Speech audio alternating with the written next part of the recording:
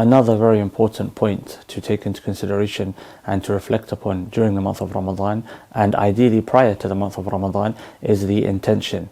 To have the intention to fast. And of course, for those of us that were anticipating the month of Ramadan, which is, I assume, all of the Muslims globally, the anticipation and the eating of iftar prior to the starting of the month of Ramadan would be enough to indicate the intention. But just on the topic, the fuqaha, they generally specify that a person must make the intention to fast the month of Ramadan prior to the first day of Ramadan starting. So on the evening of the first day of Ramadan, the night prior to this beginning of the month of Ramadan, a person must make the intention to fast the obligatory fasting of Ramadan.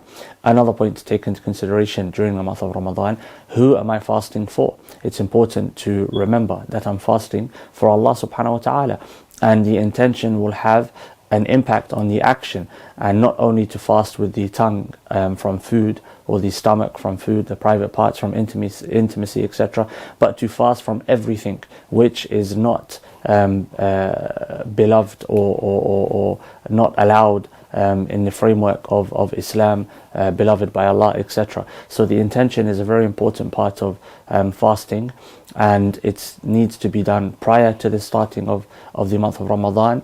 And if a person intends to fast prior to the start of Ramadan, i.e. just before the month begins, then that is sufficient for the person's fasting to be accepted.